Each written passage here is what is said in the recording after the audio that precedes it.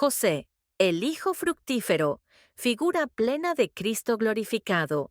Génesis 49:22 declara: José es un hijo fructífero junto a la fuente, sus ramas se extienden sobre el muro. En la profecía de Jacob, José es presentado como un hijo fructífero junto a una fuente, cuyas ramas se extienden sobre el muro. La fuente simboliza la vida inagotable que proviene de Dios mismo. Como dice Jeremías 2:13, porque mi pueblo ha hecho dos cosas malas. Me han abandonado a mí, la fuente de agua viva, y se han excavado cisternas rotas que no pueden retener agua. En contraste, Jesús declara en Juan 4:14, pero el que beba del agua que yo le daré no tendrá sed nunca más. Al contrario, el agua que yo le daré se convertirá dentro de él en un manantial que brota para vida eterna. Aquí, la vida fructífera de José se convierte en un cuadro perfecto de aquel que está arraigado junto a la fuente divina, recibiendo de ella vida y transmitiéndola más allá de sus propios límites. El fruto habla de la abundancia y bendición que José llevó a otros, y el muro simboliza límites humanos, pruebas y fronteras que parecen imposibles de cruzar, pero que el poder de Dios permite sobrepasar. En el plano tipológico, Cristo es la rama verdadera. Así lo anunció Isaías 11:1. Y brotará un retoño del tronco de Isaí, y una rama de sus raíces dará fruto. Y en Juan 15:1 Jesús declara: Yo soy la vid verdadera, y mi Padre es el agricultor. Jesús, plantado junto al Padre, traspasó toda barrera de pecado y muerte para darnos vida en abundancia. José es así figura de Cristo resucitado y glorificado, que ahora extiende su bendición más allá de Israel hasta las naciones. Hechos 13:47 lo confirma. Porque así nos ha mandado el Señor: te he puesto para luz de las naciones, para que seas salvación hasta lo último de la tierra. Y esta cita proviene de Isaías 49:6, donde está escrito: Y él dijo: No es suficiente que seas mi siervo para levantar a las tribus de Jacob y para traer de vuelta a los sobrevivientes de Israel. También te he dado como luz de las naciones, para que mi salvación llegue hasta las partes más lejanas de la tierra. En este pasaje, Jehová se dirige al Mesías. La expresión mi siervo describe el papel que el Hijo de Dios, la palabra eterna, de la misma sustancia, esencia y naturaleza que el Padre, asumió voluntariamente al llegar a ser humano. En su humanidad perfecta, el Mesías aceptó una misión de obediencia y servicio al Padre, pero sin dejar de ser el mismo Dios verdadero en su esencia divina. Por eso, cuando Jehová dice: No es suficiente que seas mi siervo para levantar a las tribus de Jacob, está ampliando la misión del Mesías. No se limita a restaurar a Israel, sino que su obra de salvación se extiende hasta las naciones y los confines de la tierra. El rechazo y la perseverancia de José. Pero antes de recibir gloria, José experimentó rechazo y sufrimiento, lo cual también prefigura la experiencia del Mesías. Génesis 49:23 declara: Pero los arqueros estuvieron acosándolo, dispararon contra él y no dejaron de odiarlo. Esta imagen refleja las oposiciones y ataques que José sufrió. Fue envidiado y traicionado por sus propios hermanos. Como relata Génesis 37:4, cuando los hermanos de José vieron que su padre lo amaba más que a todos ellos, lo odiaron y no podían hablarle pacíficamente. Y en el versículo 18 se nos dice: Pero cuando sus hermanos lo vieron venir a lo lejos, antes de que llegara, tramaron cómo matarlo. Luego el versículo 28 añade: Cuando pasaron por allí los mercaderes madianitas, los hermanos de José lo sacaron de la cisterna y lo vendieron a los ismaelitas por 20 piezas de plata. Y estos se llevaron a José a Egipto. Más tarde fue acusado injustamente por la esposa de Potifar. Ya lejos de su hogar, en tierra extranjera, José enfrentó nuevas pruebas. La esposa de Potifar intentó seducirlo, pero él, manteniéndose fiel a Dios y a su amo, huyó de la tentación, dejando su manto en sus manos. Ella entonces convirtió ese manto en una prueba falsa para acusarlo. Génesis 39:13 dice: Cuando ella vio que José había dejado su manto en sus manos y que él había huido. Y el versículo 14 continúa: Ella llamó a gritos a los hombres de la casa y les dijo: Miren, ese hebreo que nos trajo mi esposo ha querido burlarse de nosotros. Intentó acostarse conmigo, pero yo grité con todas mis fuerzas. Versículo 17. Entonces ella le contó a Potifar la misma historia y le dijo: Ese siervo hebreo que tú nos trajiste ha querido burlarse de mí. Y finalmente el versículo 20. Así que el amo de José lo tomó y lo puso en la prisión donde se encerraba a los presos del rey, y allí quedó José en la prisión. Incluso en la cárcel fue olvidado por el copero a quien ayudó en prisión. Así lo registra Génesis 40:23. Pero el jefe de los coperos no se acordó de José, sino que lo olvidó. Todo esto anticipa la experiencia de Cristo. Él también fue rechazado por los suyos, pues como dice Juan 1:11, vino a lo que era suyo, pero los suyos no lo recibieron. Así como José fue vendido, también Jesús fue entregado por unas monedas. Y Mateo 26:15 nos dice: Y les preguntó: ¿Qué me darán si les entrego a Jesús? Y ellos acordaron darle 30 monedas de plata. José fue acusado injustamente, y en paralelo, Marcos 14:55 declara: Los principales sacerdotes y todo el Sanedrín buscaban testimonio contra Jesús para matarlo, pero no encontraban ninguno. Y añade el versículo 56, porque muchos daban falso testimonio contra él, pero sus testimonios no coincidían. Incluso, como José fue olvidado en prisión, también Cristo fue abandonado en su hora más oscura. Marcos 14:50 lo resume con dolorosa sencillez. Entonces todos lo abandonaron y huyeron, José fortalecido por el Dios de Jacob. Sin embargo, ni las traiciones ni las prisiones pudieron apagar la obra de Dios en José. Génesis 49:24 continúa diciendo: Mas su arco se mantuvo firme, y los brazos de sus manos se fortalecieron por las manos del poderoso Dios de Jacob, por el nombre del pastor, la roca de Israel. Después de mencionar los ataques de los arqueros, Jacob declara que José no fue derrotado. Su estabilidad y fuerza no vinieron de su carácter humano, sino del poder de Dios. Su arco se mantuvo firme. El arco representa defensa y victoria. José no perdió la capacidad de resistir. Los brazos de sus manos se fortalecieron. Es una imagen de renovación de fuerzas en medio de la prueba, pero no por sí mismo, sino por las manos del poderoso Dios de Jacob. Por el nombre del pastor, la roca de Israel. Aquí Dios es presentado como pastor, el que guía y cuida, y como roca, el que sostiene y da seguridad. Su cumplimiento en Cristo es claro. Así como José se mantuvo firme, también Cristo perseveró en medio de la traición, el rechazo, las falsas acusaciones y el abandono, hasta cumplir la misión que el Padre le dio.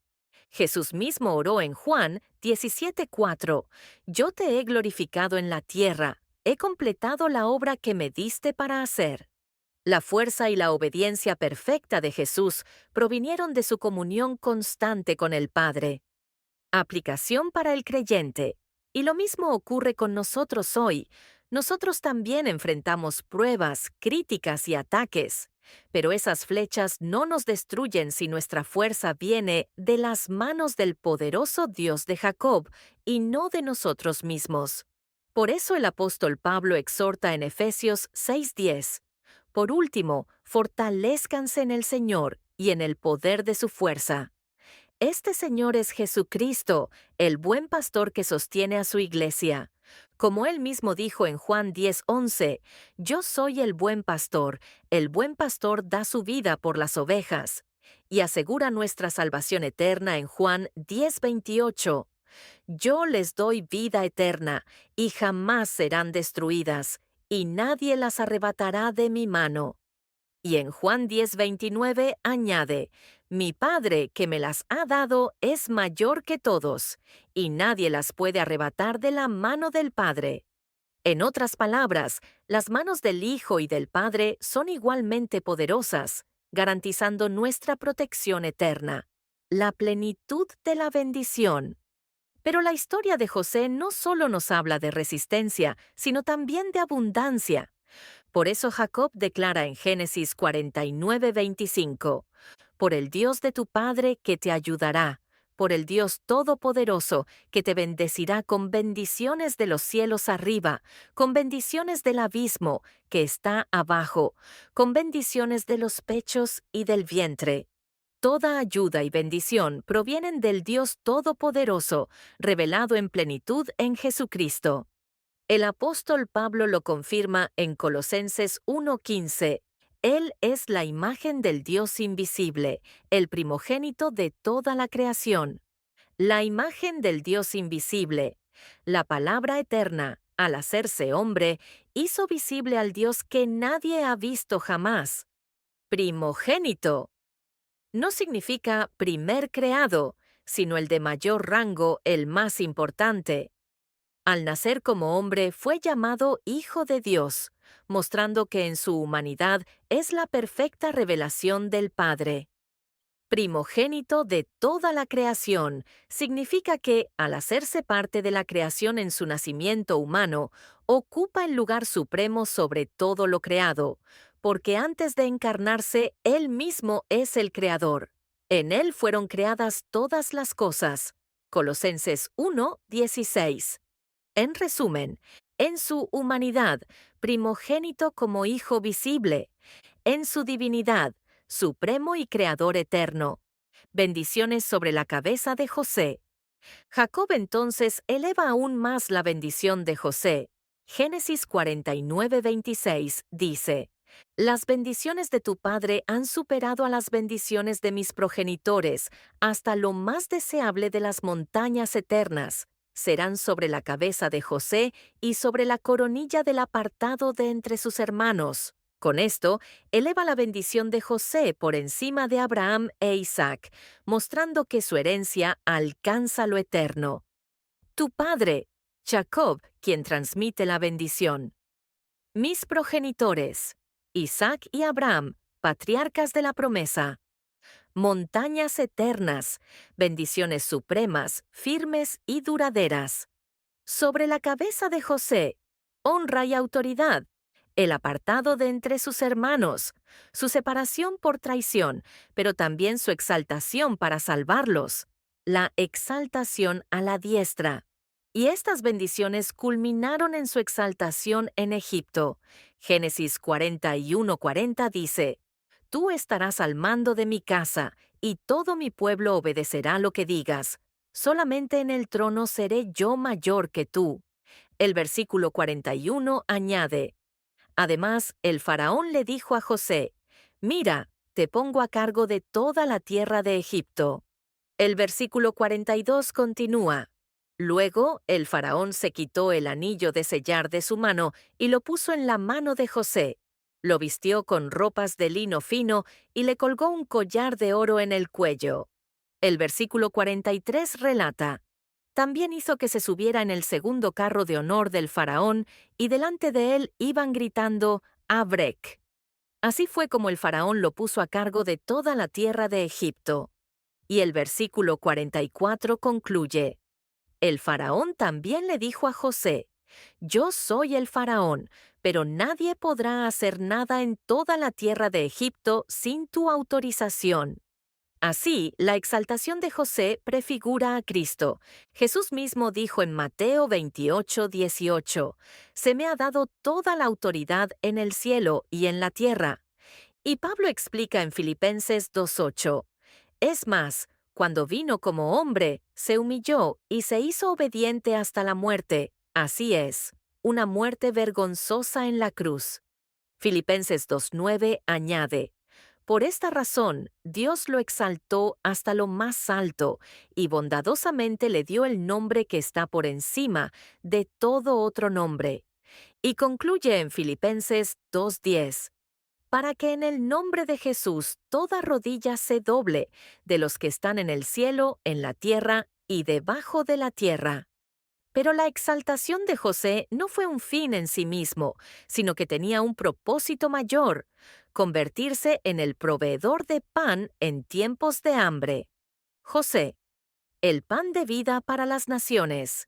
Génesis 41:55 declara, al final, el hambre alcanzó la tierra de Egipto, y el pueblo empezó a pedirle pan al faraón desesperadamente.